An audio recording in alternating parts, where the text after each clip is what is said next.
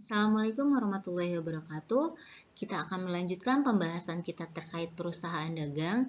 Kali ini materi kita akan spesifik membahas tentang metode pencatatan persediaan, di mana persediaan ini merupakan akun yang merupakan ciri dari perusahaan dagang.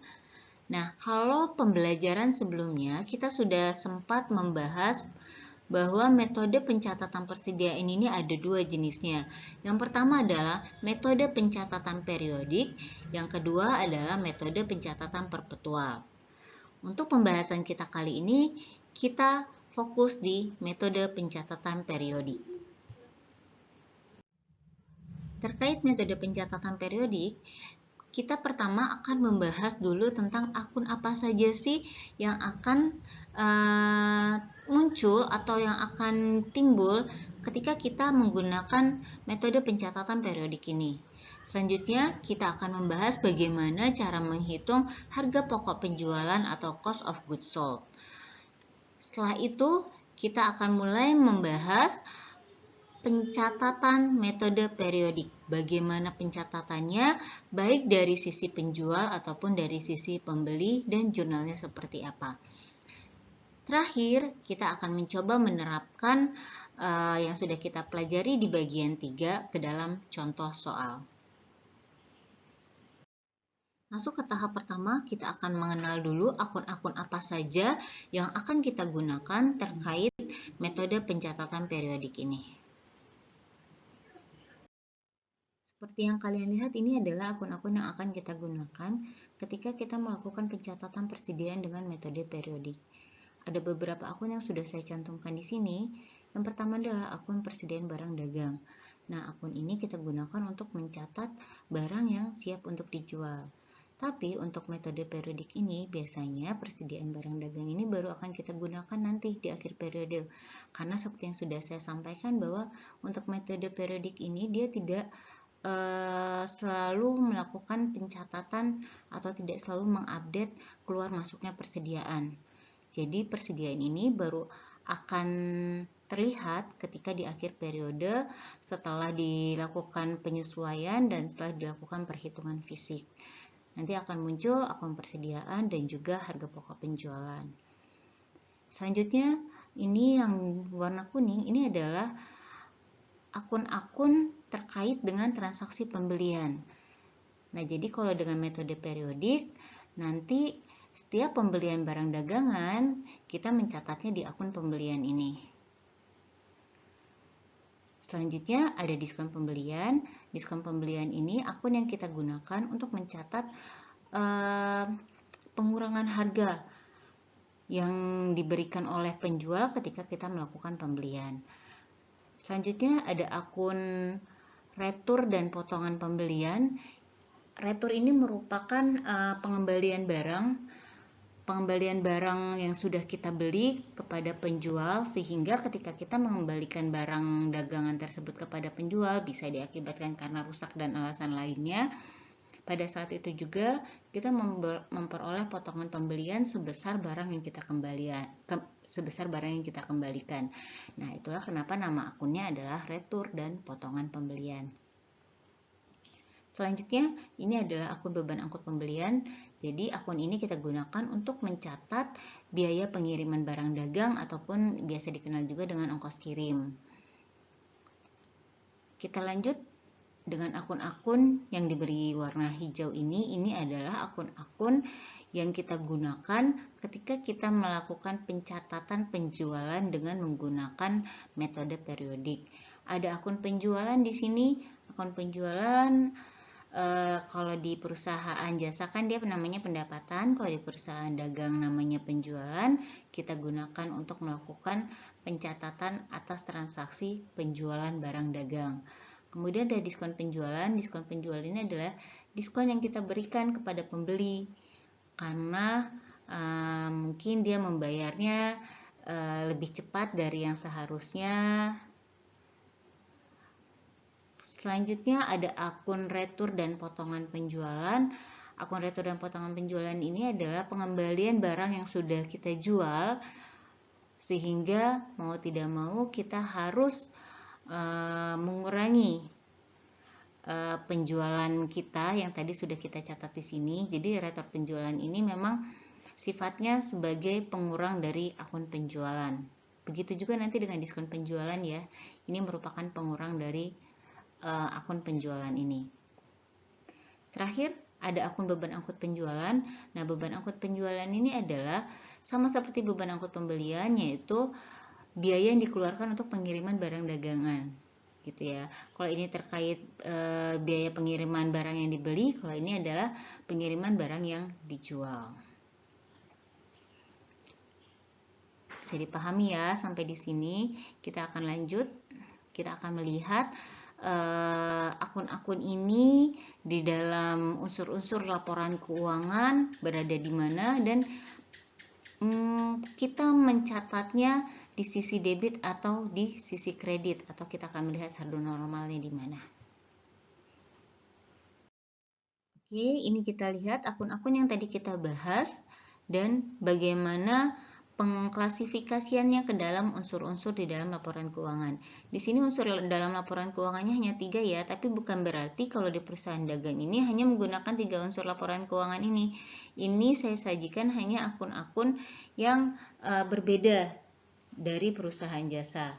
Unsur-unsur dalam laporan keuangannya masih sama seperti di di perusahaan jasa. Ada aset, ada liabilitas, ada ekuitas, ada pendapatan, dan ada beban. Nah, kalau di sini cuma saya sajikan 3 karena untuk akun-akun yang masuk ke dalam metode periodik ini masuk ke dalam ketiga unsur ini saja. Oke, kita bahas satu-satu ya. Yang masuk ke dalam unsur aset dari akun-akun yang tadi sudah kita bahas itu adalah akun persediaan barang dagang. Dan kalau bertambah, masih ingat ya, aset bertambah kita catatnya di debit, berkurang di kredit. Nah, ini akun-akun yang masuk ke dalam unsur pendapatan ada penjualan, retur dan potongan penjualan, dan diskon penjualan. Kita lihat penjualan kalau bertambah kita catatnya di kredit. Sementara retur dan potongan penjualan dan diskon penjualan bertambahnya di debit. Apa artinya? Artinya adalah bahwa dua akun ini merupakan pengurang dari akun penjualan ini. Bisa dipahami? Oke, kita lanjut. Sekarang yang masuk ke dalam unsur beban apa aja akunnya? Ada akun pembelian, ada retur dan potongan pembelian, diskon pembelian, beban angkut pembelian, dan beban angkut penjualan. Nah, kalau kita lihat pembelian itu bertambah di sisi debit, berkurang di kredit. Retur pembelian dan diskon pembelian itu beradanya di kredit. Padahal kalian masih ingat ya, beban itu kalau bertambah harusnya di mana? Beban bertambah itu harusnya di debit. Tapi retur dan potongan pembelian dan diskon pembelian yang merupakan bagian dari unsur beban itu bertambahnya di sisi kredit. Artinya dia sama nih kayak yang retur penjualan dan diskon penjualan. Sifatnya sebagai pengurang dari akun pembelian. Kalau dua yang ini tadi dia sebagai pengurang akun penjualan.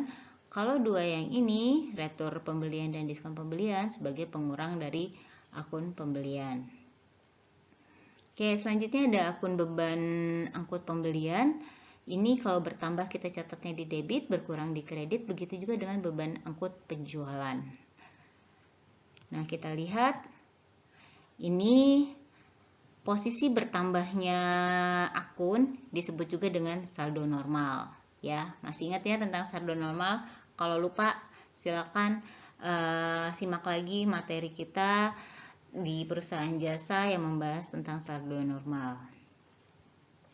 Oke, kita lihat lagi di sini nih, pembelian, retur pembelian, diskon pembelian, dan beban angkut pembelian.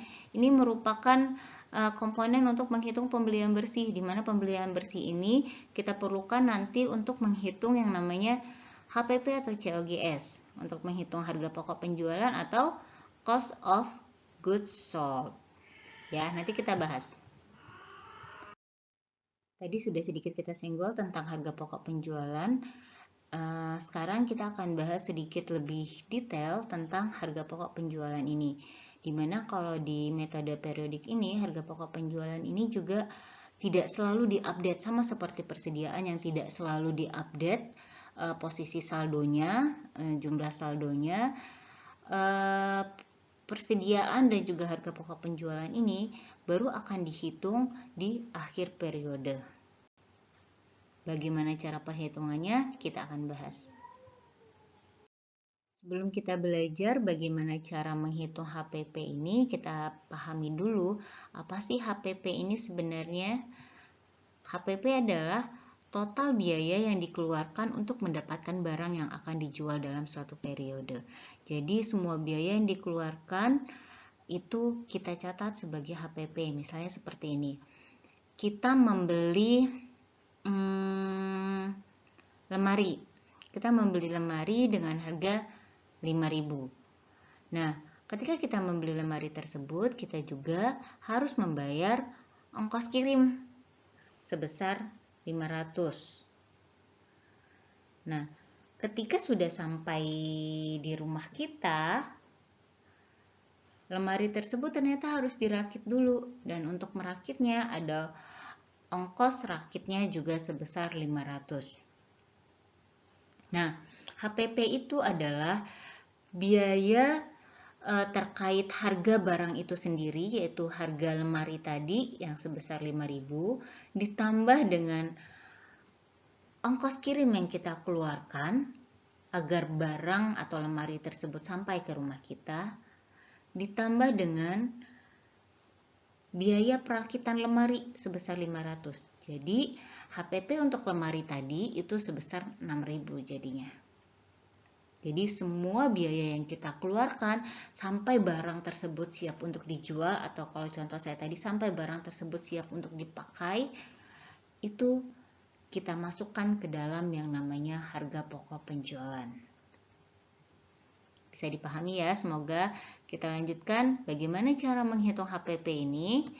Yang pertama, cara menghitungnya adalah HPP sama dengan persediaan awal ditambah pembelian bersih dikurangi dengan persediaan akhir. Persediaan awal jelas, persediaan akhir jelas. Kalau persediaan awal kan persediaan yang ada di awal periode akuntansi, persediaan akhir persediaan barang dagangan di akhir periode. Nah, apa ini pembelian bersih? Pembelian bersih tadi sudah sempat kita bahas juga.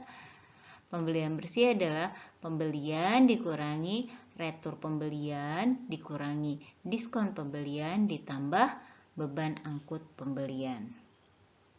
Nah, coba kita bahas satu-satu definisi dari akun-akun yang sudah kita sebutkan di sini.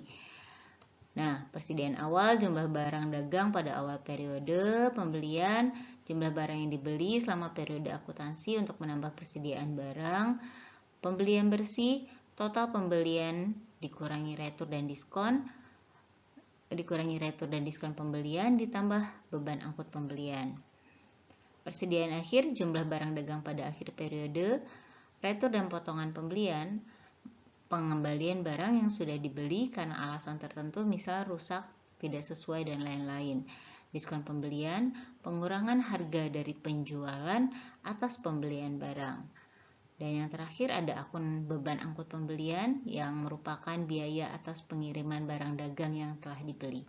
Nah, ini tadi definisi dari tiap-tiap akun udah sempat kita bahas ya. Nah, ini agak lebih saya detailkan lagi agar kalian bisa membacanya dan bisa lebih dipahami lagi terkait akun-akun ini.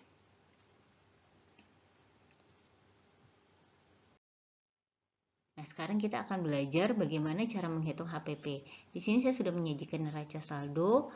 Ini yang dengan warna merah ini adalah akun-akun yang akan kita gunakan untuk menghitung harga pokok penjualan. Ditambah lagi di sini nih di bawah diketahui untuk persediaan barang dagangan akhir periodenya. Ya. Jadi akun dengan warna merah dan juga keterangan yang di bawah ini adalah akun-akun yang akan kita gunakan untuk menghitung HPP. Nah, ini adalah perhitungannya. Persediaan awal ya, tadi rumusnya HPP sama dengan persediaan awal ditambah dengan pembelian bersih dikurangi dengan persediaan akhir, jadi diperoleh yang namanya HPP. Kita lihat bagaimana perhitungannya. Persediaan awalnya sebesar 36.000.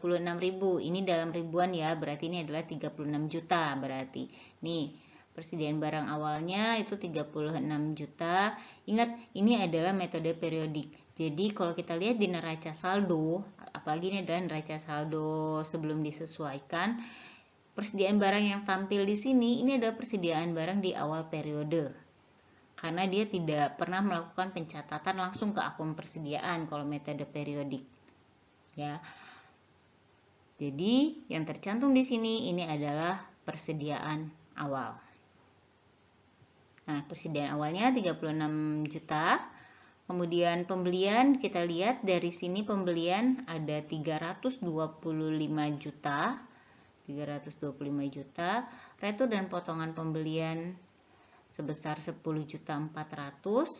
Kita kurangi, ingat ya posisi saldo normalnya di kredit. Ini juga kita lihat nih, retur dan potongan pembelian ada di kredit. Kemudian diskon pembelian di kredit juga 6.800.000, sehingga di sini kita kurangi.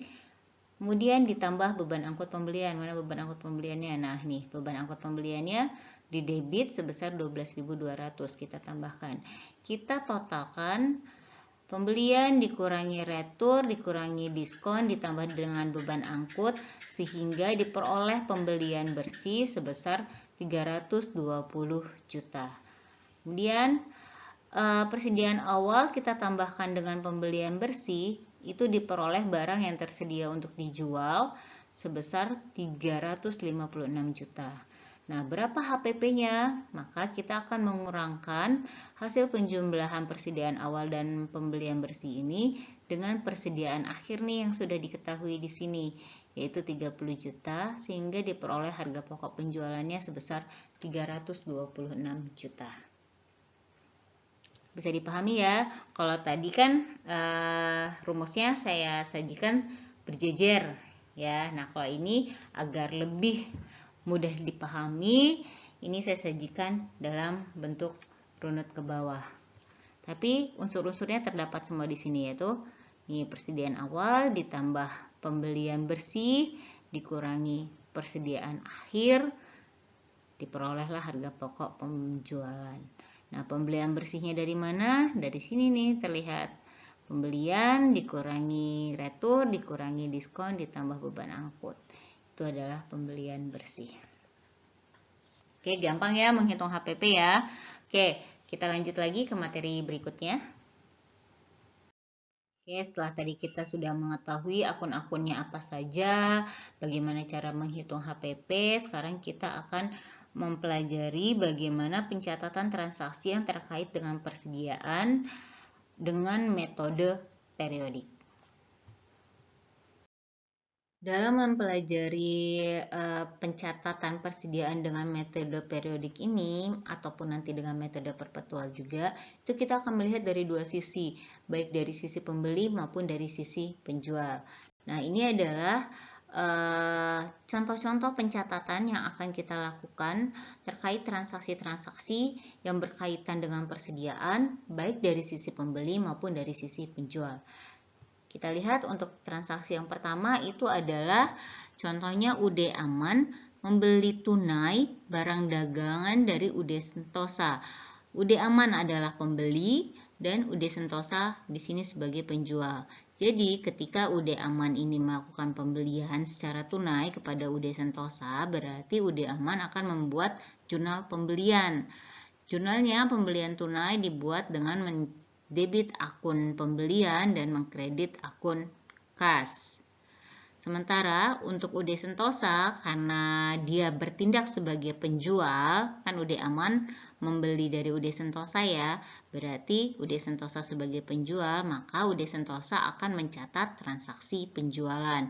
Jurnal yang dibuat oleh UD Sentosa untuk mencatat transaksi penjualan tunai ini, dia akan mendebit akun kas dan mengkredit akun penjualan. Selanjutnya kita lihat, ini masih terkait pembelian barang dagangan. Kalau yang ini tadi secara tunai, ini pembelian barang dagangannya dilakukan secara kredit. Bedanya kita lihat di sini. Kalau di sini tadi akun debitnya kas karena dia membayar secara tunai, karena ini dia secara kredit, maka yang berada di posisi kredit itu adalah akun hutang dagang. Debitnya pembelian. Begitu juga dari sisi penjual. Karena penjualan yang dia lakukan secara kredit, maka di sisi debitnya itu bukan kas, tapi berubah menjadi akun piutang dagang. Sisi kreditnya tetap penjualan. Transaksi selanjutnya adalah terkait retur nih. UD Aman mengembalikan barang dagang yang sudah dibeli kepada UD Sentosa. Nah, ini berarti adalah transaksi retur barang pembelian. Oleh UD Aman, pencatatan retur pembelian itu dicatat dengan mendebit akun kas. Kas kalau misalnya dia secara tunai ya, kalau dia secara tunai maka dia akan mendebit akun kas dan mengkredit akun retur dan potongan pembelian. Tapi kalau pembelian awalnya dilakukan secara kredit, maka yang berada di sisi debit ini adalah utang dagang. Karena UD Aman meretur barang yang tadi sudah dibeli, maka otomatis akan mengurangi hutang dagangnya UD Aman. Nah, kalau dari sisi penjual, karena penjual menerima pengembalian barang yang sudah dijual, maka di debitnya dia akan mencatat di akun retur dan potongan penjualan. Kemudian di sisi kreditnya, dia akan mencatat kas kalau dia mengganti uang barang yang dikembalikan tersebut dengan uang tunai, maka dia akan mendebit akun kas. Tapi kalau misalnya pembelian sebelumnya emang dilakukan secara kredit, maka yang akan dikredit oleh penjual adalah akun piutang dagang, yang artinya bahwa dengan adanya retur penjualan, maka piutang dagangnya si pembeli, piutang dagangnya penjual itu akan berkurang juga sebesar barang yang diretur. Oke, ini sudah 3 yang kita pelajari terkait transaksi, pencatatan persediaan, pembelian secara tunai dan penjualan secara tunai, kemudian pembelian secara kredit, juga penjualan secara kredit. Selanjutnya juga kita sudah membahas tentang bagaimana retur pembelian dan juga retur penjualan. Sekarang kita masuk bagaimana melakukan pencatatan untuk transaksi pelunasan. Kita lihat bagaimana transaksi pelunasan dari sisi pembeli dan dari sisi penjual. Nah, untuk transaksi pelunasan ini itu tuh dibagi menjadi 2. Pelunasan yang dilakukan pada masa diskon dan di luar masa diskon. Masih ingat ya dengan syarat pembayaran yang sudah kita bahas di pembelajaran sebelumnya. Jadi di syarat pembayaran ini nanti akan ada syarat-syarat yang merupakan kesepakatan antara penjual dan pembeli kapan pembayaran atau pelunasan harus dilakukan paling lambat, dan di situ juga bisa memungkinkan ada kesepakatan tentang diskon yang akan diberikan oleh penjual jika pembayaran dilakukan pada rentang waktu tertentu. Kalau lupa, silakan disimak lagi materi pembelajaran kita sebelumnya. Di situ ada tentang syarat pembayaran. Nah, kita lihat di sini bagaimana kalau pelunasan yang dilakukan oleh UD Aman ini atas pembelian yang sudah dia lakukan itu dilakukan pada masa diskon. Kalau pada masa diskon, maka akan muncul nih diskon pembelian, di mana diskon pembelian ini nanti akan mengurangi kas yang harus dibayarkan oleh UD Aman. Nah, kalau utang dagangnya tetap sebesar hutang dagang yang awal. Yang akan berkurang adalah kas yang harus dibayarkan karena dia memperoleh diskon. Tapi kalau misalnya pelunasan pembelian tersebut dilakukan di luar masa diskon, maka UD Aman hanya akan mencatat dengan mendebit akun utang dagang dan mengkredit akun kas. Tidak ada diskonnya lagi ya, karena di sini pelunasannya di luar masa diskon. Kita lihat dari sisi penjual. Kalau dari sisi penjual, ketika pembeli melakukan pelunasan pada masa diskon, maka kas yang diterima UD Sentosa itu pasti akan berkurang karena UD Sentosa memberikan diskon penjualan kepada pembeli. dua-duanya ini berada di sisi debit. Kemudian di akun di sisi kreditnya itu adalah akun piutang dagang.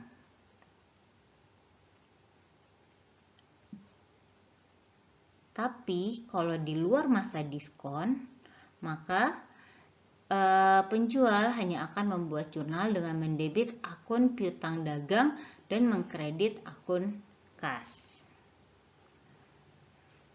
Selanjutnya, ini kita akan membahas terkait ongkos kirim.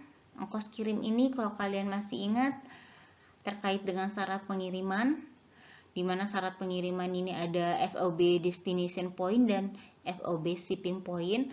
Untuk destination point yang artinya bahwa perpindahan barang itu baru terjadi ketika barang sudah sampai ke gudangnya pembeli, sehingga biaya pengiriman dari gudang penjual ke gudang pembeli itu menjadi tanggung jawabnya penjual.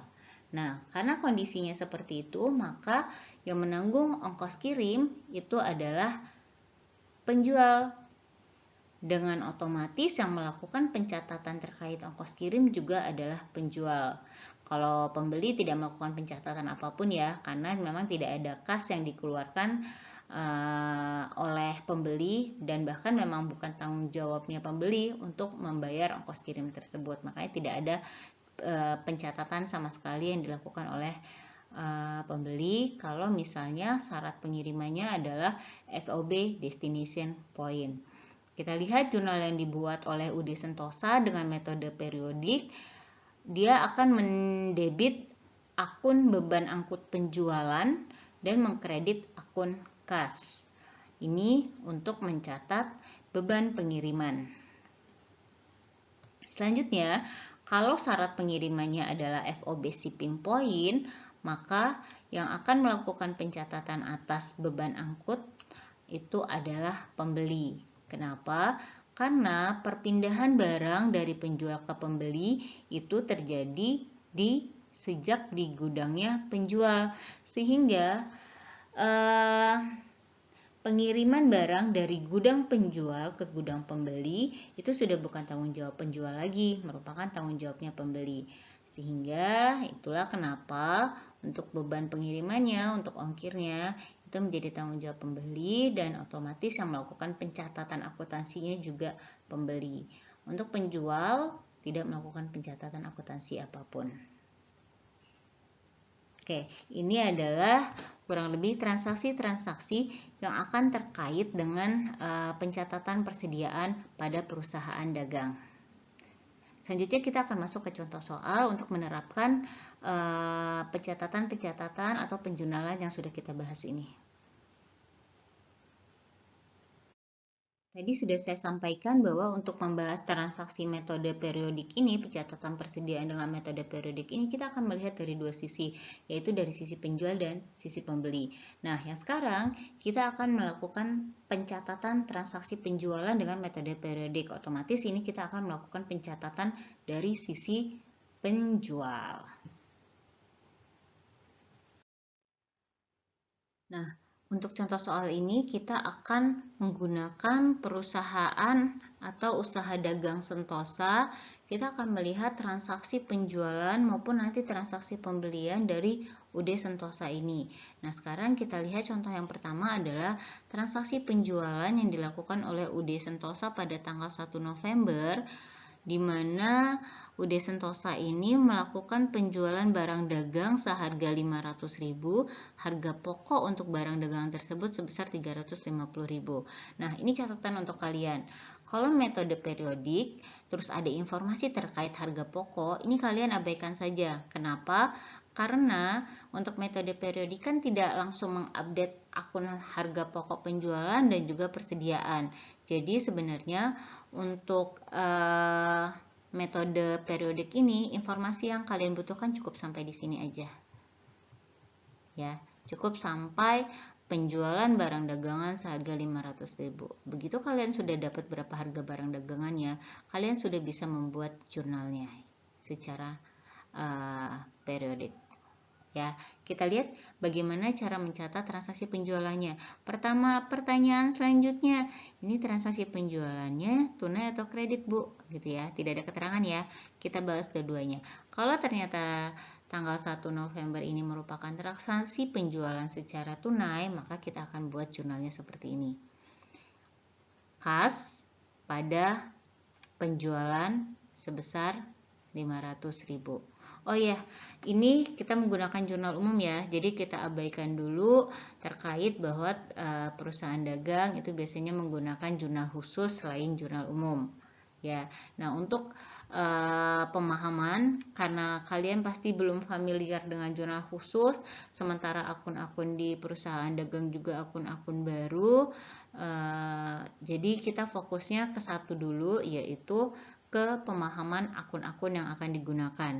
Jadi jurnalnya untuk memudahkan pemahaman kita tetap menggunakan jurnal umum saja dulu. Nanti kalau masih ada waktu kita akan buat pembelajaran terkait pencatatannya yang langsung ke jurnal khusus. Oke ya. Jadi untuk pembelajaran kita hanya menggunakan jurnal umum. Kita lanjutkan. Ini kalau pembelian tunai, kita mencatatnya, UD Sentosa mencatatnya dengan mendebit akun kas dan mengkredit akun penjualan. Nah, bagaimana kalau ternyata penjualan di tanggal 1 November ini merupakan penjualan kredit?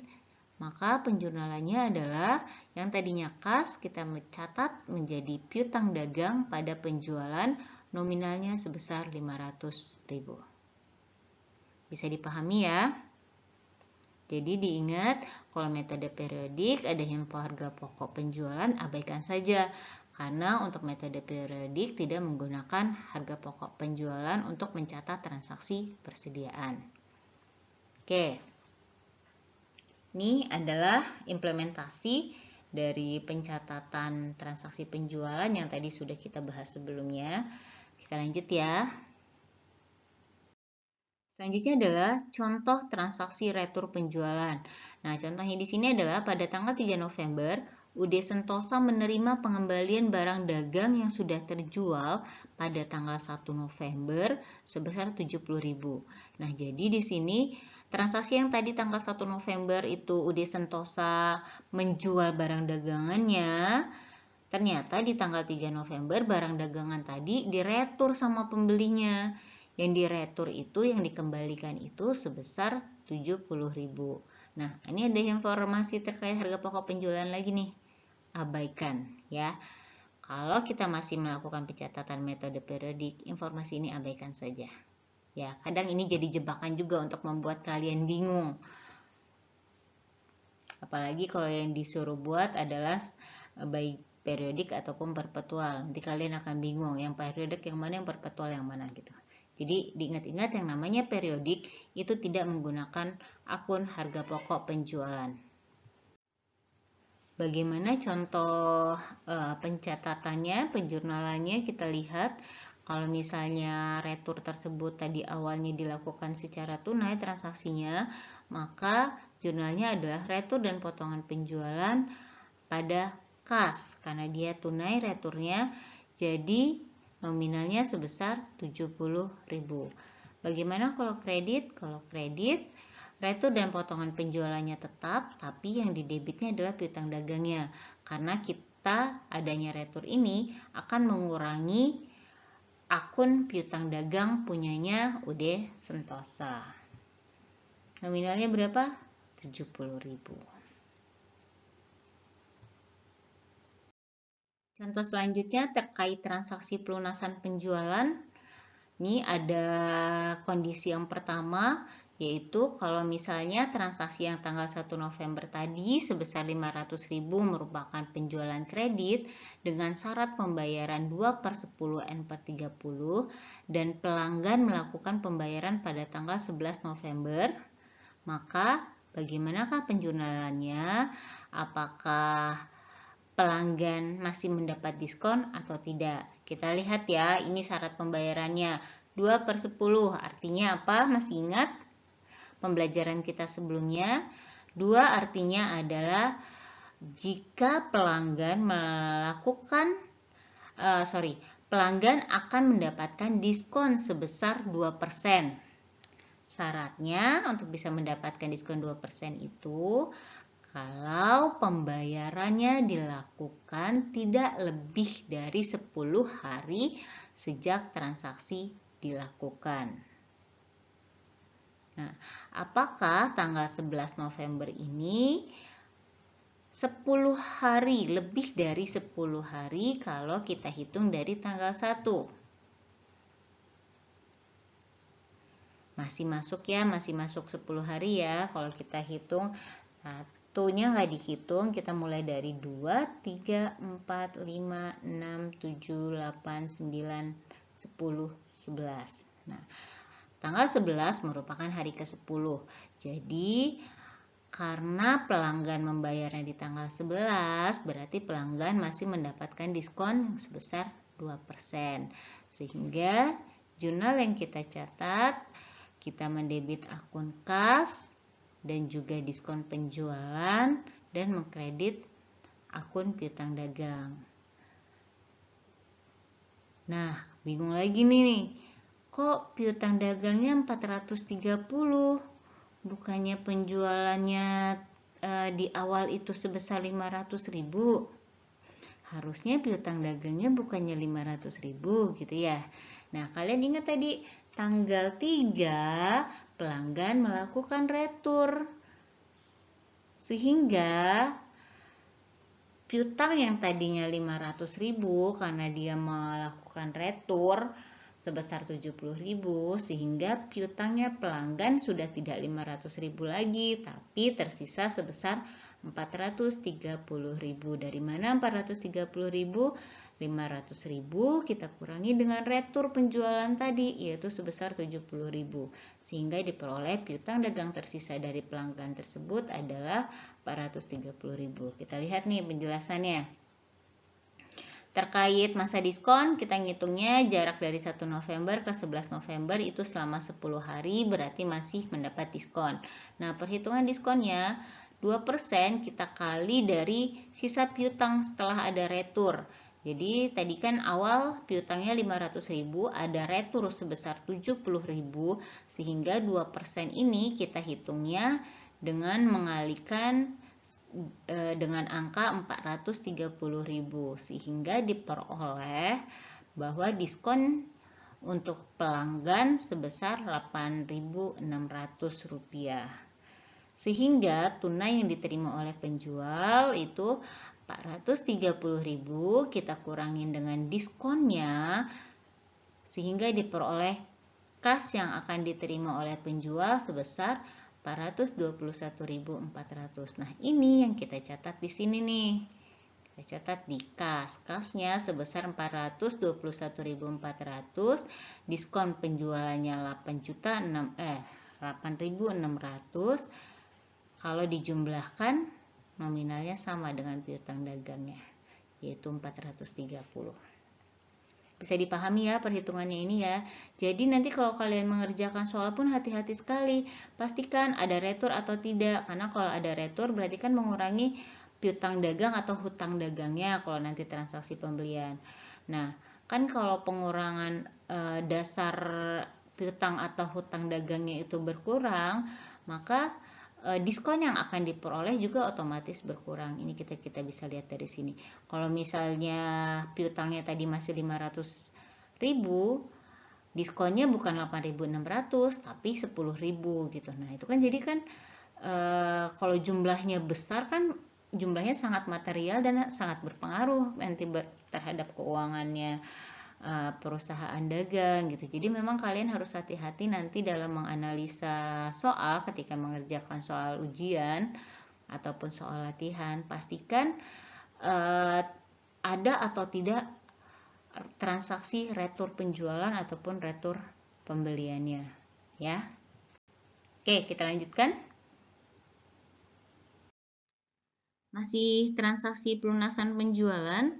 Ini kondisi yang kedua. Kalau tadi kan pelunasannya dilakukan pada tanggal 11 November. Kalau yang ini pelunasannya dilakukan pada tanggal 20 November. Tadi tanggal 11 November aja itu jangka waktunya, jaraknya dari dari penjualan ke pembayaran itu 10 hari. Kalau ke tanggal 20 pasti sudah lebih dari 20 hari ya. Karena di sini syarat pembayarannya masih sama seperti tadi, yaitu 2/10 N/30. Dalam artian bahwa baru bisa dapat diskonnya kalau tidak lebih dari 10 hari. Nah, ini kan sudah lebih nih. Kita lihat ya. Tuh. Jaraknya dari 1 November ke 20 November itu 19 hari sehingga tidak mendapat diskon. Karena 2% ini baru kita bisa berikan, bisa UD Sentosa berikan kepada pelanggan kalau tidak lebih dari 10 hari setelah transaksi. Sehingga jurnalnya UD Sentosa akan mendebit akun kas dan mengkredit akun piutang dagang. Berapa nominalnya? Nominalnya adalah sisa piutang setelah dikurangi dengan retur penjualan tadi, yaitu sebesar 430.000. Oke, mudah ya, bisa dipahami.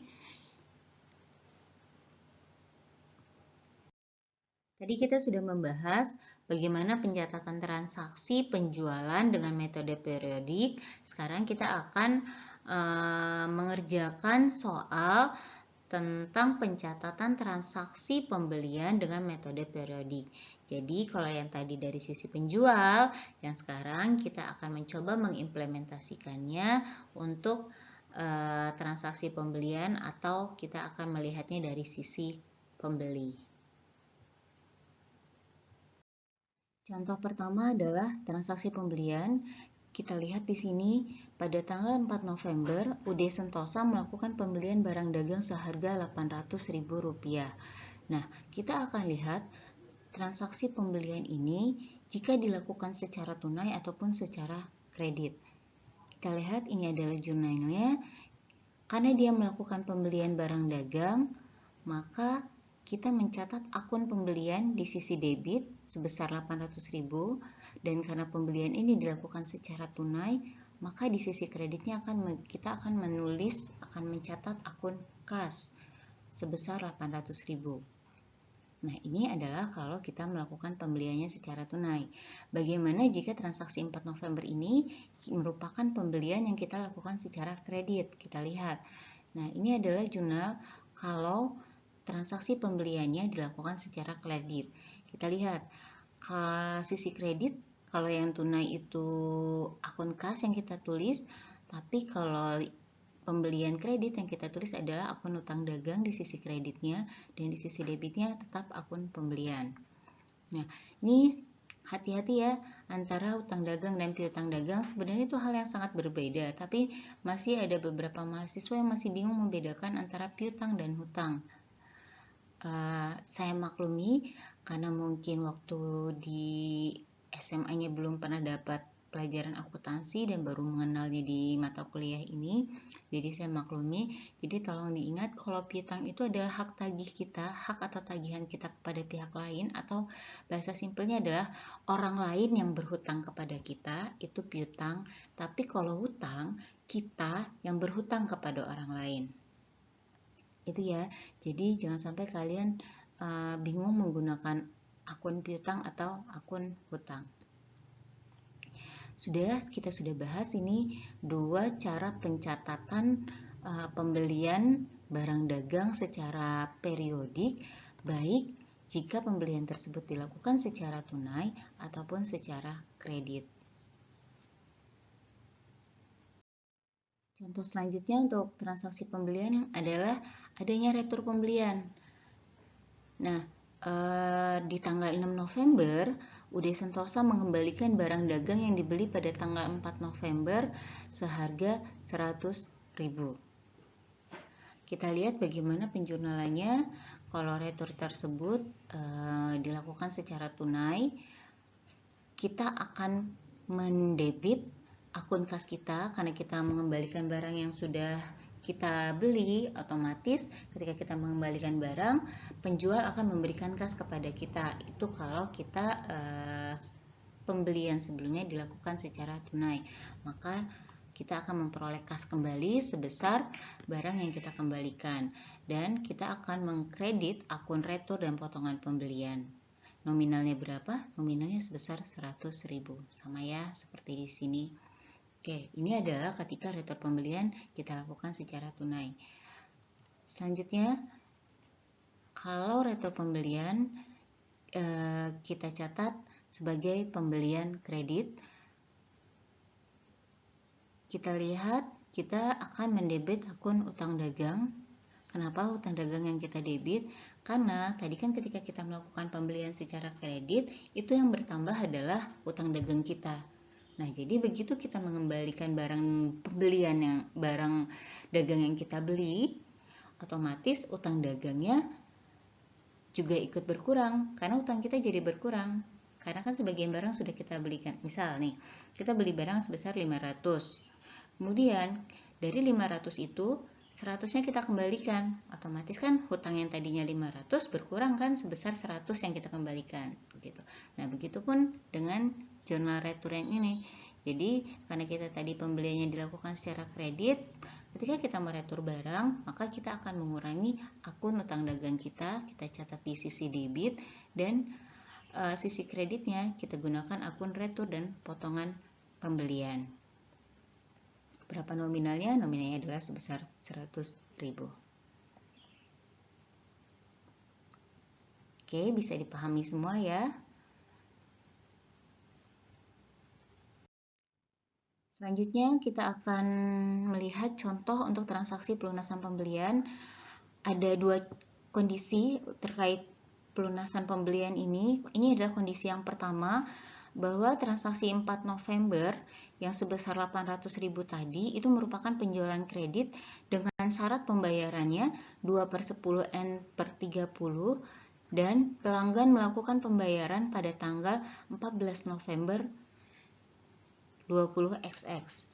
Nah, kita lihat di sini syarat pembayarannya adalah 2/10, yang artinya bahwa pelanggan akan mendapatkan diskon sebesar 2% jika pembayarannya dilakukan tidak lebih dari 10 hari setelah transaksi. Nah, kalau yang ini artinya bahwa jatuh tempo pembayarannya adalah 30 hari setelah transaksi terjadi. Itu ya, saya harap kalian ingat cara membaca syarat pembayaran ini, karena kita sudah bahas ini di pembelajaran sebelumnya. Kita lihat bagaimana pencatatan untuk kondisi yang pertama ini. Apakah kondisi yang pertama ini merupakan transaksi pelunasan yang masih mendapatkan diskon atau tidak, dan bagaimana perhitungannya kalau misalnya transaksi ini merupakan transaksi yang mendapatkan diskon. Kita lihat ini. Nah, jarak transaksi itu dari 4 November, kemudian pembayarannya di tanggal 14 November, itu artinya jarak antara transaksi ke pembayaran itu selama 10 hari. Masih memenuhi syarat ini ya, 2/10, pembayarannya tidak lebih dari 10 hari setelah transaksi sehingga mendapatkan diskon. Bagaimana perhitungan diskonnya? 2% dikalikan dengan ini pembelian awal sebesar 800.000 dikurangi dulu dengan retur pembelian. Karena hutang dagang kita kan sudah bukan 800.000 tapi sebesar 700.000 karena adanya retur tadi. Nah, sehingga menghitung diskonnya 2% dikali 700.000 sehingga kita peroleh diskonnya sebesar 14.000. Diskonnya 14.000, maka tunai yang akan kita bayarkan kepada penjual itu adalah 700.000 dikurang 14.000 sehingga kas yang kita bayarkan kepada penjual sebesar 686.000. Bagaimana jurnalnya? Kita lihat. Nah, ini adalah jurnalnya. Hutang dagangnya sebesar 700.000 di sisi debit karena berkurang, karena kita melakukan pelunasan otomatis hutang kita jadi berkurang. Kemudian karena kita membayar hutang, kita membayar kas. Kasnya tadi karena ada diskon hanya sebesar 686.000. Sisanya adalah diskon pembelian. Diskon pembeliannya sebesar 14.000. Ya, diskon pembelian kita catat juga di kredit. Oke, kita lanjut ke pelunasan pembelian kondisi kedua. Kita lihat kondisi kedua terkait pelunasan pembelian. Nah, kalau tadi transaksi tanggal 4 Novembernya dilunasi pada tanggal 14 November. Nah, kalau ini pelunasannya dilakukan tanggal 20 November, syarat pembayarannya masih sama. Kita lihat bagaimana perhitungannya. Nah, jarak dari tanggal 4 November ke pembayaran 20 November itu selama 16 hari, yang artinya tidak mendapat diskon. Kenapa? Karena syarat pembayarannya kan 2/10, yang artinya diskonnya baru bisa diberikan jika pembayarannya tidak lebih dari 10 hari setelah transaksi. Karena ini sudah lebih nih sampai dengan 16 hari, berarti pelunasan pembelian ini tidak akan mendapatkan potongan harga atau diskon. Kita lihat bagaimana penjurnalannya. Karena tidak ada diskon, maka utang dagangnya berkurang sebesar 700.000 dan kas yang dibayarkan kepada penjual juga tetap sebesar 700.000 tanpa ada pengurangan diskon. Oke, bisa dipahami? Ini adalah tadi pelunasan pembelian baik secara diskon ataupun tidak secara diskon. Pahami, hati-hati ketika nanti kalian mengerjakan soal untuk menentukan apakah masih termasuk dalam masa diskon atau di luar masa diskon. Selanjutnya, kita akan membahas pencatatan terkait ongkos kirim dengan metode periodik. Ongkos kirim atau beban angkut ya, baik itu beban angkut penjualan ataupun beban angkut pembelian. Selanjutnya, kita akan membahas tentang transaksi pembayaran ongkos kirim atau beban angkut. Ada beberapa kondisinya. Ini adalah kondisi pertama. Kondisi pertama adalah transaksi pembelian yang dilakukan oleh UD Sentosa kepada PD Berkah pada tanggal 4 November itu disepakati menggunakan syarat pengiriman FOB Destination Point sebesar 50.000. Nah, masih ingat ya Destination Point ini artinya apa?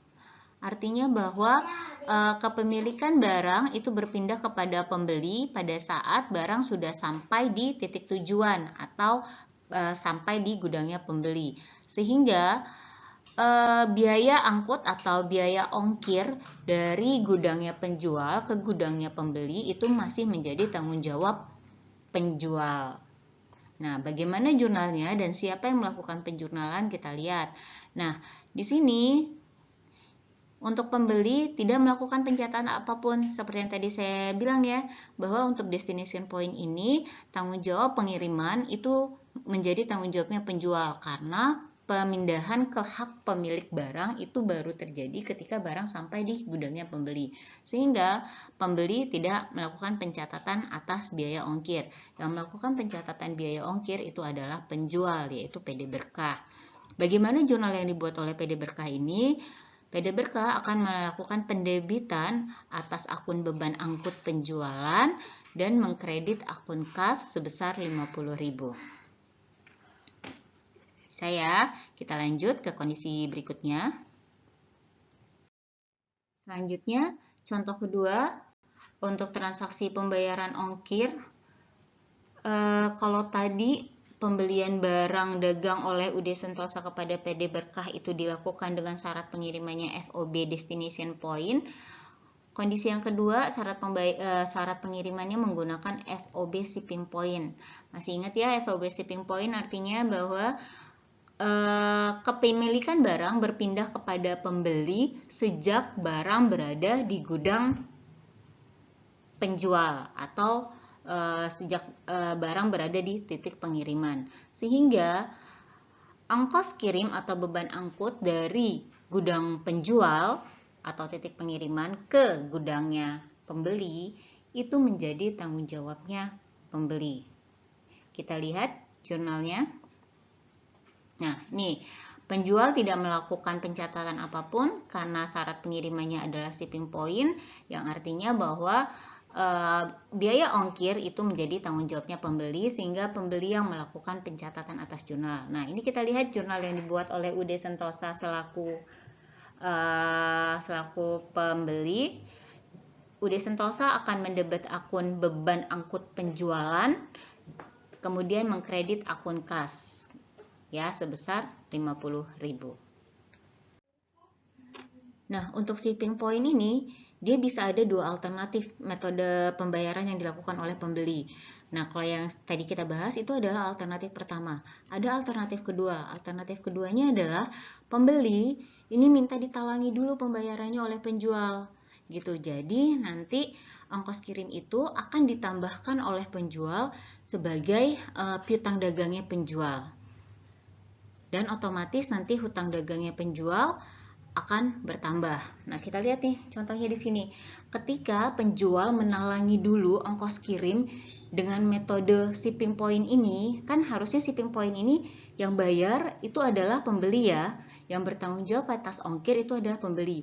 Tapi pembeli minta ditalangi dulu pembayarannya oleh penjual. Nah, maka penjual melakukan pencatatannya bukan sebagai beban angkut ya.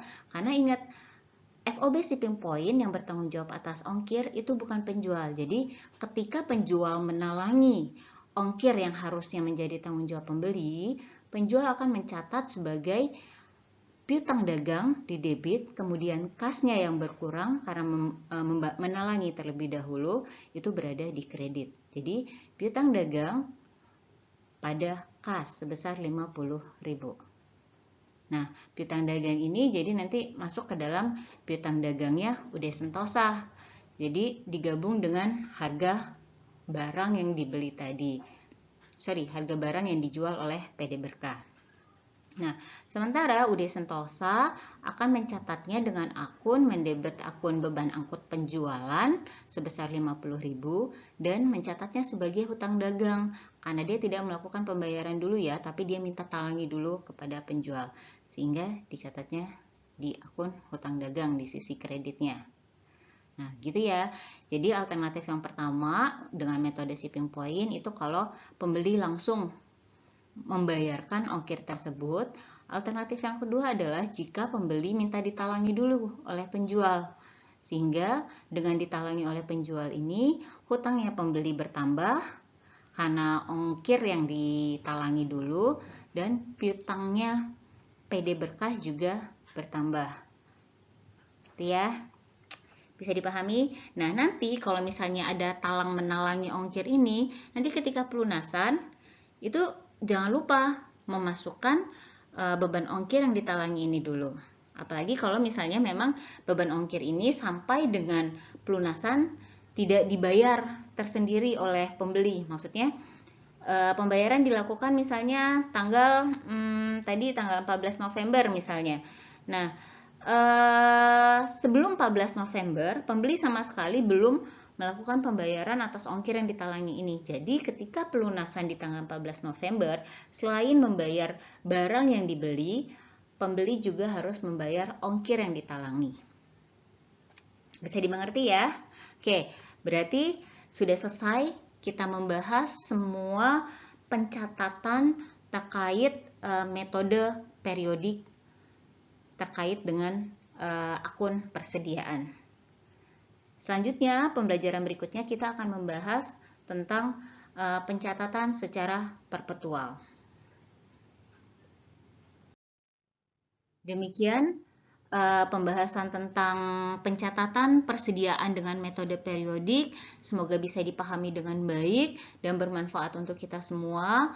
Saya akhiri. Billahi taufiq wal hidayah. Wassalamualaikum warahmatullahi wabarakatuh.